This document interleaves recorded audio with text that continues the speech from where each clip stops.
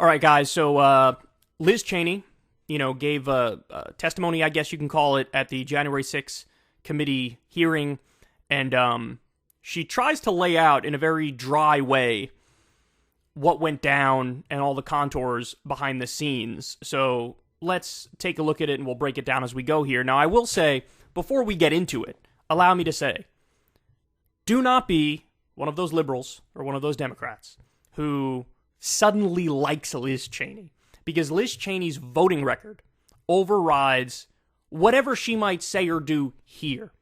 Because she votes with Trump. We actually saw the number the other day. I'm forgetting the exact number, but it's something between 86% and 92% of the time.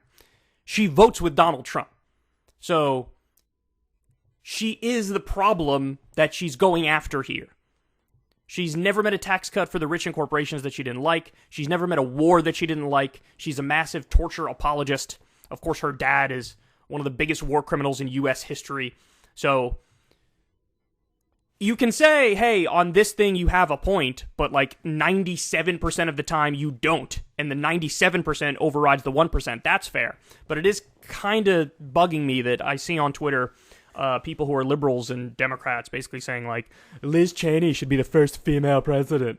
And they're just flat out pro Liz Cheney simply because of her January 6th position. So I just wanted to state that up front. Fuck Liz Cheney. She's terrible. But having said that, let's watch what she says in regards to January 6th and break it down as we go here. Thank you very much, Mr. Chairman. And let me echo those words about the importance of bipartisanship and what a tremendous honor it is to work on this committee. Mr. Chairman, now, bipartisanship oftentimes is a terrible thing. The Iraq War was bipartisan. NAFTA was bipartisan. Wall Street deregulation was bipartisan. So bipartisanship can be absolutely terrible. This may be a rare instance where whatever minimal bipartisanship we're seeing is positive. 6:01 p.m. on January 6th, after he spent hours watching a violent mob besiege, attack, and invade our Capitol, Donald Trump tweeted, but he did not condemn the attack. Instead, he justified it. These are the things and events that happen, he said, when a sacred landslide election victory is so unceremoniously and viciously stripped away from great patriots who've been badly and unfairly treated for so long. As you will... Okay. She's being slightly dishonest here, because that last sentence is, go home with love and in peace, remember this day forever. So, and this is what I'm talking about when I say Donald Trump kept talking out of both sides of his mouth and kept saying contradictory things during January 6th. I think because he was trying to give himself legal cover for the future. If it ever came to this, if there ever was a January 6th committee, or if there ever were, crimes that he was going to be charged with. I think he's a sufficient enough con man and fraudster to say, let me cover my bases here. So she reads the first part, which, true, that's the spirit of everything he said on that day, is in favor of the riot, in favor of the attempted insurrection. But at the same time, he gave himself cover by saying stuff like, go home with love and in peace. So he could say, I told them to go home. I told them to go home. I don't know what you're talking about. I told them to go home. So, slightly dishonest there from Liz Cheney at the beginning, but I do think it's true to say the spirit of most of what Trump said that day is obviously on the side of the insurrection, on the side of the riot. He would have loved it if they blocked Joe Biden from getting power. He was putting pressure on Mike Pence to overturn the election. So that is, those are the facts of the matter, for sure. See in the hearings to come, President Trump believed his supporters at the Capitol, and I quote, "We're doing what they should be doing." This is what he told his staff as they pleaded with him to call off the mob, to instruct his supporters to leave. Over a series of hearings in the coming weeks, you will hear testimony, live and on video, from more than half a dozen former White House staff in the Trump administration, all of whom were in the West Wing of the White House on January 6th. You will hear testimony that, quote, the president did not really want to put anything out calling off the riot or asking his supporters to leave. You will hear that President Trump was yelling and, quote, really angry at advisors who told him he needed to be doing something more. And aware of the rioters' chance to hang Mike Pence, the president responded with this sentiment, quote, maybe our supporters have the right idea. Mike Pence, quote, deserves it. You will hear evidence that President Trump... By the way, I 100% believe that behind the scenes, this is the stuff that he was saying. I absolutely believe it, which is why I think it took however long it took, an hour, 2 hours, 3 hours, before he came out and said, all right, maybe go home. Like, he was sitting there and waiting to see if this would work. Because he also, I think, bought the insane theories from Michael Flynn and Sidney Powell and Mike Lindell that, like, no, if you block the proceedings, then Joe Biden does not become president. It goes back to the states and they have to recertify it or something. That was all made up, but I think he bought it. Refused for hours to do what his staff, his family, and many of his other advisors begged him to do. Immediately instruct his supporters to stand down and evacuate the Capitol. Tonight, you will see never-before-seen footage of the brutal attack on our Capitol. An attack that unfolded while a few blocks away, President Trump sat watching television in the dining room next to the Oval Office. You will hear audio from the brave police officers battling for their lives and ours, fighting to defend our democracy against a violent mob Donald Trump refused to call off. Tonight and in the weeks to come, you will see evidence of what motivated this violence, including directly from those who participated in this attack. You will see video of them explaining what caused them to do it. You will see their posts on social media. We will show you what they have said in federal court. On this point, there is no room for debate. Those who invaded our Capitol and battled law enforcement for hours were motivated by what President Trump had told them, that the election was stolen and that he was the rightful president. President Trump summoned the mob, assembled the mob, and lit the flame of this attack. You will also hear about plots to commit seditious conspiracy on January 6th, a crime defined in our laws as conspiring to overthrow, put down, or destroy by force the government of the United States. I think that's all probably true, but I also think they were Bush League, and they are a bunch of idiots, and it had no prayer of working. Now, that's no defense of a riot and an attempted insurrection, but it is to say that I do think the tone and the things that the committee puts out there and the Democratic position is they act like this was, 2 seconds away from fucking working, which is preposterous. But obviously the crimes on their own merit are abysmal and egregious and are worthy of time behind bars. Or to oppose by force the authority thereof. Multiple members of two groups, the Oath Keepers and the Proud Boys, have been charged with this crime for their involvement in the events leading up to and on January 6th. Some have pled guilty. The attack on our Capitol was not a spontaneous riot. Intelligence available before January 6th identified plans to, quote, invade the Capitol, occupy the Capitol, and take other steps to halt Congress's count of electoral votes that day. In our hearings to come, we will identify elements of those plans, and we will show specifically how a group of Proud Boys led a mob into the Capitol building on January 6th. Tonight, I'm going to describe for you some of what our committee has learned and highlight initial findings you will see this month in our hearings. As you hear this, all Americans should keep in mind this fact. On the morning of January 6th, President Donald Trump's intention was to remain President of the United States, despite the lawful outcome of the 2020 election and in violation of his constitutional obligation to relinquish power. Over multiple months, Donald Trump oversaw and coordinated a sophisticated 7-part plan to overturn the presidential election and prevent the transfer of presidential power. See, that part I don't believe. I don't think Donald Trump had a sophisticated 7-part plan. He's not, some criminal mastermind. I think he's an idiot. I think he's an idiot with sometimes instincts that are good politically, and he's sufficient con man enough to cover his tracks to say, like, go home with peace and love. But I don't think that this was, like, highly coordinated and organized and almost worked. I don't buy that. I think the Proud Boys and the Oath Keepers and some nefarious actors like Michael Flynn, maybe Steve Bannon, people like that were probably involved, and they probably had some semblance of a plan. But it certainly isn't a sophisticated 7-part plan where, Trump is playing 4D chess or something. I don't buy that. He's an idiot. He's a moron. The dude literally gets memos that have to be like half a page because he can't read documents that are 2 pages or 3 pages long because he doesn't have the fucking attention span. So the sophisticated 7-part plan thing, I just don't buy that. I mean, look, I'll look at the evidence they present and I'll give you my conclusions based on that evidence. And I'm open-minded to an extent here, of course. But it's so hard to fathom this notion that he had a sophisticated 7-part plan because he's the world's biggest moron. In our hearings, you will see evidence of each element of this plan. In our second hearing, you will see that Donald Trump and his advisors knew that he had in fact lost the election. But despite... That is definitely true. Definitely. There's not a single elected Republican in the Senate that didn't know that Trump lost the election fair and square. They all know it. They all know it. And so anything they say publicly that contradicts that is just them being disgusting political animals going like this, sensing the winds in the Republican Party among the base and trying to follow that base because they care more about holding on to power and careerism than just telling the truth. This, President Trump engaged in a massive effort to spread false and fraudulent information to convince huge portions of the U.S. population that fraud had stolen the election from him.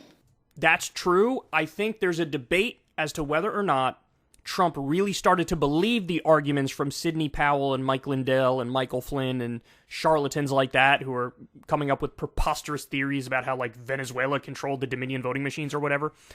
I don't know if Trump actually ended up believing that or if he sort of knows he's lying, but he says it anyway because it's convenient for, you know, his political aspirations to stay in power. I don't know which it is. Either way, it's horrendous and unacceptable and dictatorial and authoritarian, etc. This was not true. Jason Miller was a senior Trump campaign spokesman. In this clip, Miller describes a call between the Trump campaign's internal data expert and President Trump a few days after the 2020 election. I was in the Oval Office, and at some point in the conversation, Matt Oskowski, who is the lead data person, was brought on. And I remember he delivered to the president pretty blunt terms that he was going to lose. And that was based, Mr. Miller, on Matt and the data team's assessment of the sort of county by county, state by state results as reported? Correct. Alex Cannon was one of President Trump's campaign lawyers. He previously worked for the Trump Organization. One of his responsibilities was to assess allegations of election fraud in November 2020. Here is one sample of his testimony discussing what he told White House Chief of Staff Mark Meadows. I remember a call with Mr. Meadows where Mr. Meadows was asking me what I was finding and if I was finding anything. And I remember sharing with him that we weren't finding anything that would be sufficient to change the results in any of the key states. When was that conversation? Probably in November, mid to late November. I think it was before my child was born. And what was Mr. Meadows' reaction to that information? I believe the words he used were, "So there's no there there." There's no there there. The Trump campaign's general counsel, Matt Morgan, gave similar testimony. He explained that all of the fraud allegations and the campaign's other election arguments, taken together and viewed in the best possible light for President Trump, could still not change the outcome of the election. President Trump's Attorney General Bill Barr also told Donald Trump his election claims were wrong. Repeatedly told the president in no uncertain terms that I did not see evidence of fraud. And that would have affected the outcome of the election. And frankly, a year and a half later, I haven't seen anything to change my mind on that. You didn't see Dinesh D'Souza's documentary, bro? Attorney General Barr also told President Trump that his allegations about Dominion voting machines were groundless.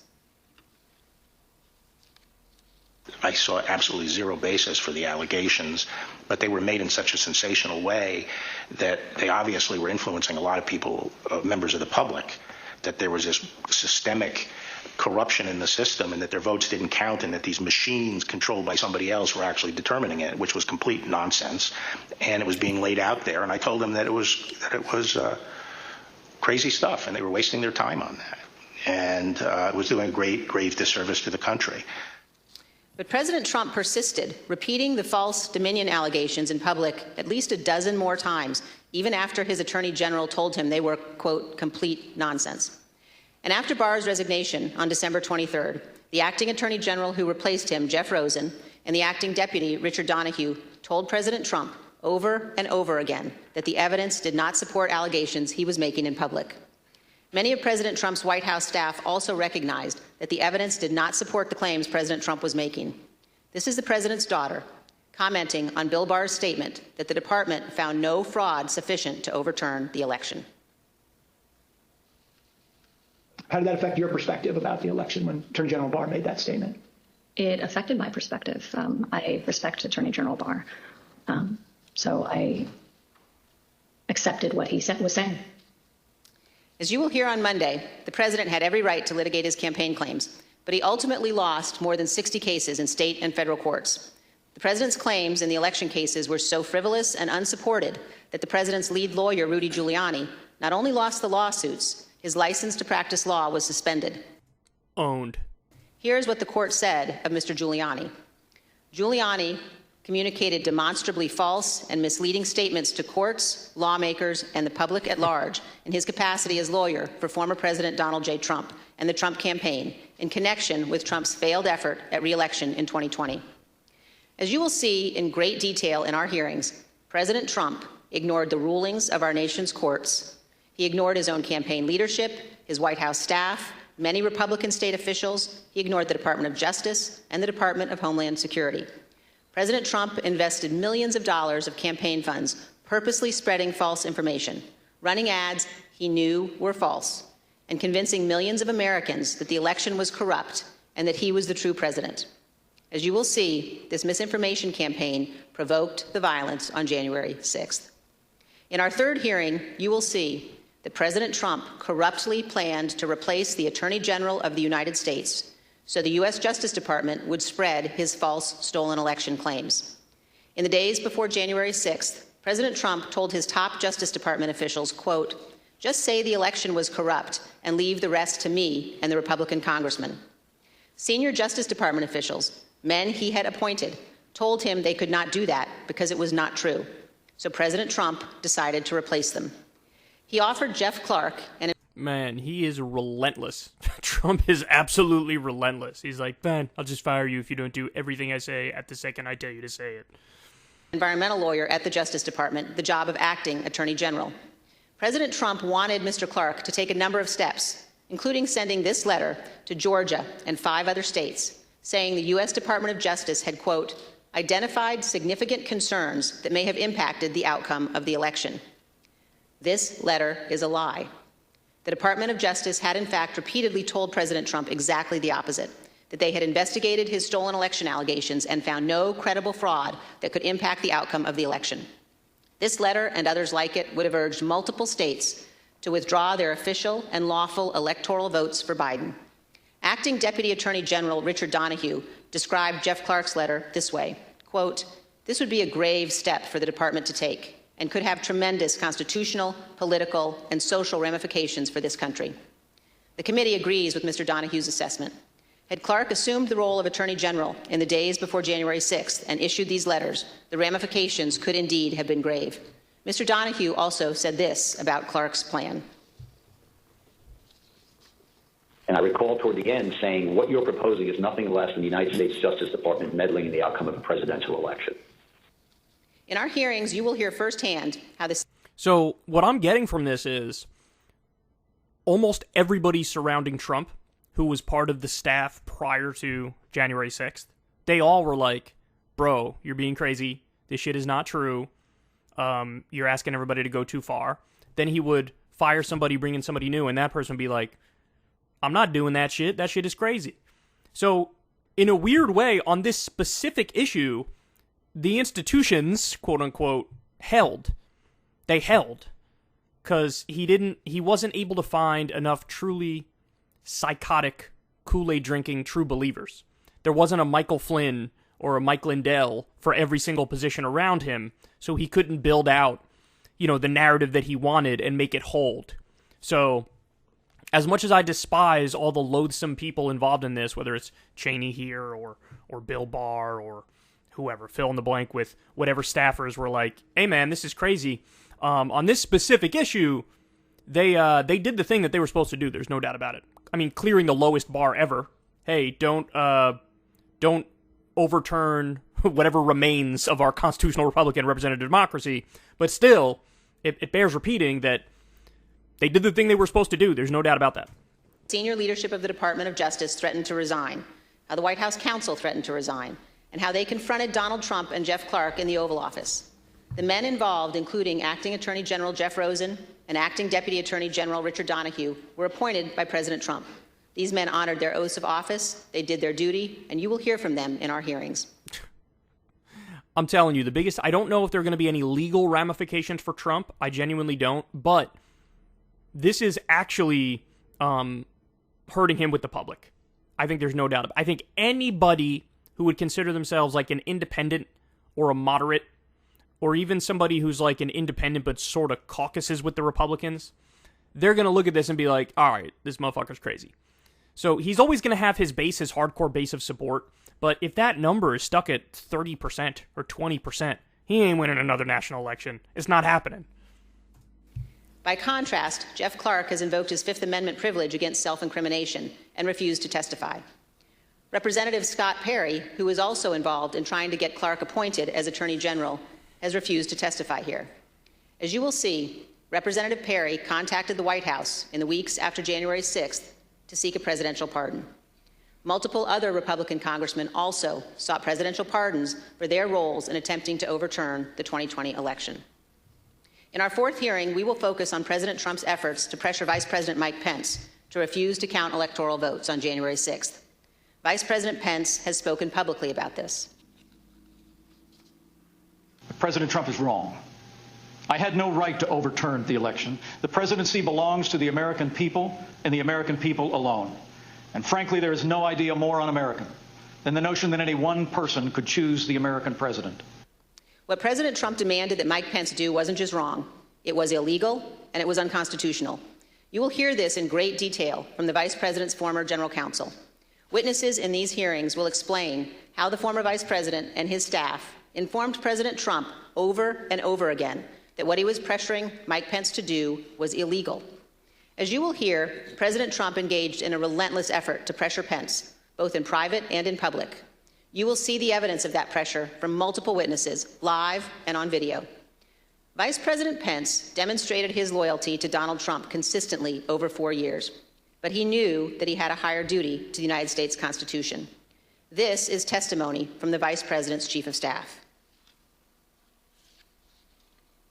So I think the Vice President was proud of his 4 years of service, and he felt like much had been accomplished in those 4 years. And I think he was proud to have stood beside the President for all that had been done. But I think he ultimately knew that his fidelity to the Constitution was his first and foremost oath. And that's what he articulated publicly, and I think that that's what he felt. His fidelity to the Constitution was more important than his fidelity to President Trump and his desire. The oath he took. Yep. Yes. You'll also hear about a lawyer named John Eastman. Mr. Eastman was deeply involved in President Trump's plans. You'll hear from former Fourth Circuit federal judge Michael Ludig, a highly respected leading conservative judge. John Eastman clerked for Judge Ludig. Judge Ludig provided counsel to the Vice President's team in the days before January 6th.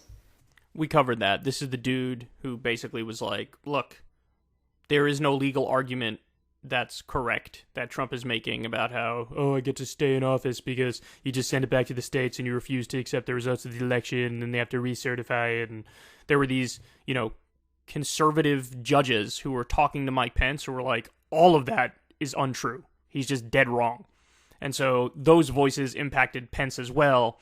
And, it gave him, with that last shred of dignity and integrity he had left, it gave him the strength to not give in to the relentless pressure coming from Trump and his insane acolytes who were trying to overthrow the results.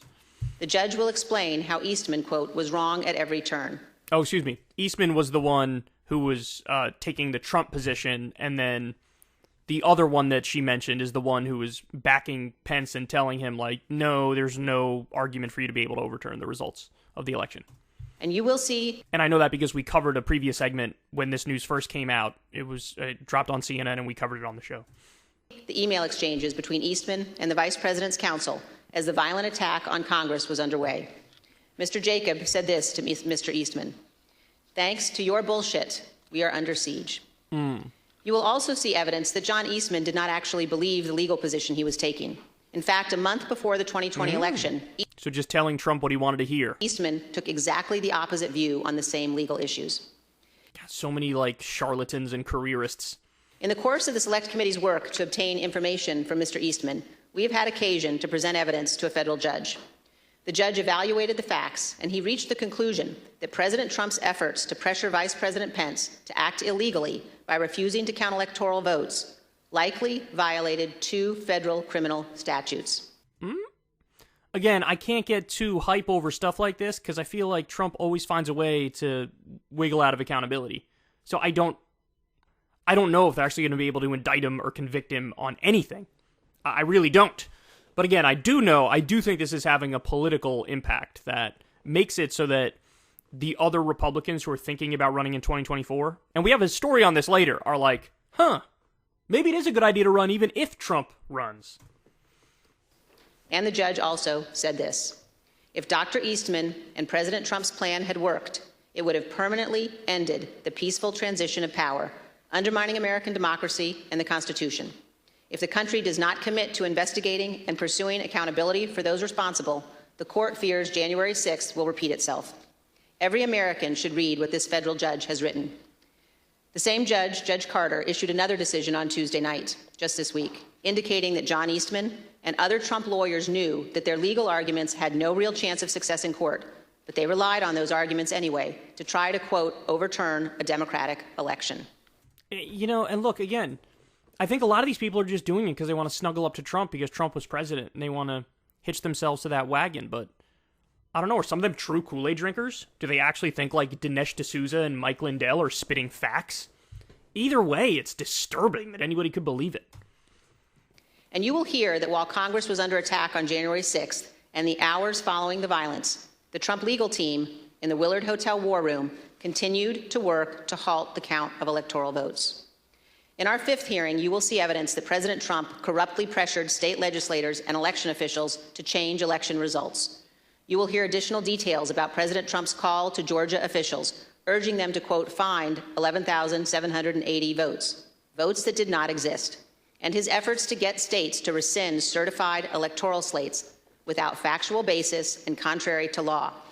You will hear new details about the Trump campaign and other Trump associates' efforts to instruct Republican officials in multiple states to create intentionally false electoral slates and transmit those slates to Congress, to the Vice President, and the National Archives, falsely certifying that Trump won states he actually lost. In our final 2 June hearings, you will hear how President Trump summoned a violent mob and directed them illegally to march on the United States Capitol. While the violence was underway, President Trump failed to take immediate action to stop the violence and instruct his supporters to leave the Capitol. As we present these initial findings, keep 2 points in mind. First, our investigation is still ongoing, so what we make public here will not be the complete set of information we will ultimately disclose. And second, the Department of Justice is currently working with cooperating witnesses and has disclosed to date only some of the information it has identified from encrypted communications and other sources. On December 18, 2020, a group including General Michael Flynn, Sidney Powell, Rudy Giuliani, and others visited the White House. They stayed late into the evening. We know that the group discussed a number of dramatic steps, including having the military seize voting machines and potentially rerun elections. Yeah, they had memos going around internally in the White House where they were like, here are the things you can do, here are your options. And they included like seizing the voting machines, martial law, declaring a national state of emergency. And so just openly discussing like, how could we do a coup? How can we not leave power? I mean, really astonishing stuff. You will also hear that President Trump met with that group alone for a period of time before White House lawyers and other staff discovered the group was there and rushed to intervene. A little more than an hour. That might be that Jonathan Swan piece that I remember reading and my jaw was on the floor, where Jonathan Swan had a firsthand account of inside the room. You had some of Trump's previous legal staff and political staff were basically arguing and screaming with people like Sidney Powell and Michael Flynn, where they're saying like, you are wrong. We've tested a lot of your theories. We've gone to court. All of them get laughed out of the room. None of this stuff is true. Why are you still talking about, not leaving power? This is psycho stuff. And if it wasn't for the passion of, those lawyers and those staffers, it is true that Trump maybe would have actually signed some sort of declaration to seize voting machines. Maybe Trump would have actually invoked martial law, and that would have been a constitutional crisis, the likes of which we haven't seen since the literal Civil War. So, those people are actually low-key heroes. It was a phenomenal Jonathan Swan piece, I think in Axios, and it was like in the room as they were debating the next steps. And there were some people who were on the right side and super aggressive about it and like belittling like Flynn and Sidney Powell. And that may have played a huge role in why it wasn't even worse than it already was. After Ms. Powell, Mr. Giuliani, General Flynn, and the others finally left the White House, President Trump sent the tweet on the screen now, telling people to come to Washington on January 6th. Be there, he instructed them. Will be wild. As you will see, this was a pivotal moment. This tweet initiated a chain of events. The tweet led to the planning for what occurred on January 6th, including by the Proud Boys, who ultimately led the invasion of the Capitol and the violence on that day. The indictment of a group of Proud Boys alleges that they planned, quote, to oppose by force the authority of the government of the United States. And according to the Department of Justice, on January 6, 2021, the defendants directed, mobilized, and led members of the crowd onto the Capitol grounds and into the Capitol, leading to the dismantling of metal barricades, the destruction of property, the breaching of the Capitol building, and the assaults on law enforcement. Although certain former Trump officials have argued that they did not anticipate violence on January 6th, the evidence suggests otherwise. As you will see in our hearings, the White House was receiving specific reports in the days leading up to January 6th, including during President Trump's Ellipse rally, indicating that elements in the crowd were preparing for violence at the Capitol. Oh boy, if they can prove that, that's really something. And on the evening of January 5th, the president's close advisor, Steve Bannon, said this on his podcast. All hell is going to break loose tomorrow. Just understand this. All hell is going to break loose tomorrow. As part of our investigation, we will present information about what the White House and other intelligence agencies knew and why the Capitol was not better prepared. But we will not lose sight of the fact that the Capitol Police did not cause the crowd to attack. And we will not blame the violence that day, violence provoked by Donald Trump, on the officers who bravely defended all of us. In our final hearing, you will hear a moment-by-moment account of the hours-long attack from more than half a dozen White House staff, both live in the hearing room and via videotaped testimony. There's no doubt that President Trump was well aware of the violence as it developed. White House staff urged President Trump to intervene and call off the mob. Here is a document written while the attack was underway by a member of the White House staff, advising what the president needed to say. Quote, anyone who entered the Capitol without proper authority should leave immediately. This is exactly what his supporters on Capitol Hill and nationwide were urging the president to do. He would not. You will hear that leaders on Capitol Hill begged the president for help, including Republican leader McCarthy, who was, quote, scared, and called multiple members of President Trump's family after he could not persuade the president himself.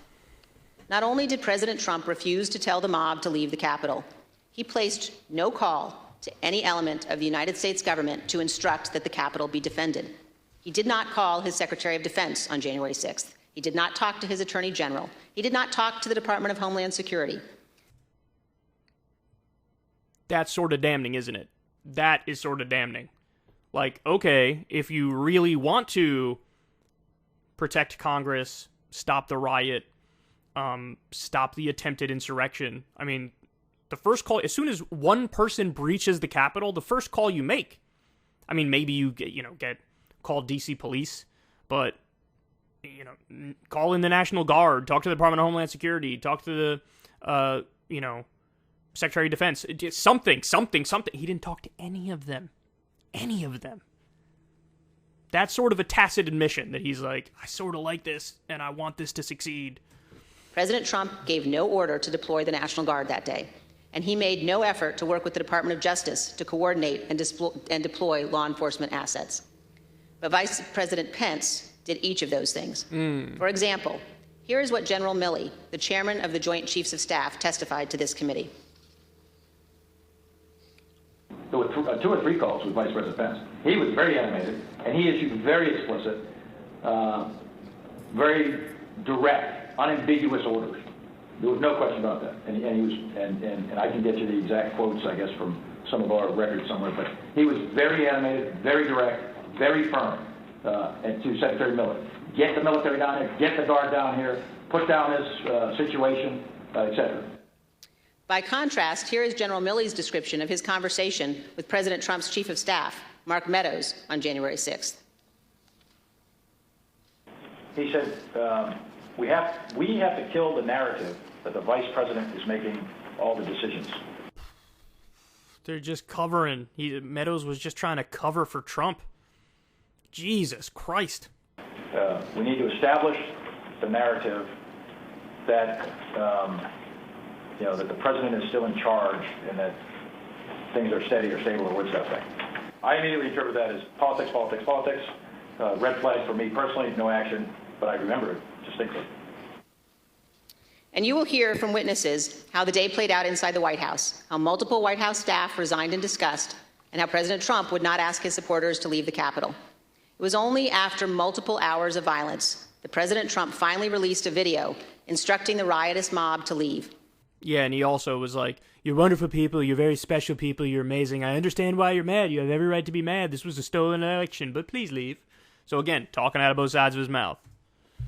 And as he did so, he said to them, quote, "We love you, and you're very special." You will also hear that in the immediate aftermath of January 6th, members of the president's family, White House staff, and others tried to step in to stabilize the situation, quote, "to land the plane before the presidential transition on January 20th. You will hear about members of the Trump cabinet discussing the possibility of invoking the 25th Amendment and replacing the President of the United States. Multiple members of President Trump's own cabinet resigned immediately after January 6th. One member of the cabinet suggested that the remaining cabinet officers needed to take a more active role in running the White House and the administration. But most emblematic of those days is this exchange of texts between Sean Hannity and former President Trump's press secretary, Kayleigh McEnany. Sean Hannity wrote, in part, "Key now, no more crazy people, no more stolen election talk. Yes, impeachment and 25th Amendment are real. Many people will quit." Ms. McEnany responded in part, "Love that. That's the playbook." The White House staff knew that President Trump was willing to entertain. Bro, even Sean Hannity was watching this like, all right, this shit has gone too far. No more stolen election talk. We got to chill with this. Yeah, maybe impeachment and 25th Amendment are on the table. The 25th Amendment is they could, basically remove Trump because he's lost his damn mind and he doesn't have the ability to lead anymore. When you lose Sean Hannity, dog. But again, what Hannity was saying publicly was nothing like what he was saying privately. This was all in the heat of the moment on January 6th. And use conspiracy theories to achieve his ends. They knew the president needed to be cut off from all of those who had encouraged him. Sidney Powell, Michael Flynn, Mike Lindell, there's a list of them that are just absolutely insane. And Trump went along with them because it's all about ego protection. He needed to feel like he can't just take an L, can't just hold an L. So he had to feel like, oh, these people are saying that maybe I won, so maybe I won. So maybe let me just only listen to them because they're telling me the thing I want to hear. Again, I don't know if he knows he's wrong, but he's saying this stuff anyway, or if he's come to believe it. Because, he's pathological, the guy. So it's tough to tell, but either way, it's wrong, and it shouldn't be the case. They knew that President Donald Trump was too dangerous to be left alone, at least until he left office on January 20th. These are important facts for Congress and the American people to understand fully. Okay, so let's end it there. I mean, it goes on, but we already went through 29 minutes of it. We went through more than we already should have, probably, but there you have it. Look, Liz Cheney, her voting record is terrible. She's never met a war she didn't like. She's pro-torture. Her father is one of the worst war criminals in American history. She's in favor of tax cuts for the wealthy and tax cuts for corporations. She's not in favor of any universal programs that materially improve the lives of poor and working people. So fuck her 1,000 ways to Sunday. On this one issue, it's good that there's a Republican voice that's like very aggressively and very dryly and factually saying like, this is wrong. He wanted to overthrow the election. He has the instinct of a dictator. He's authoritarian.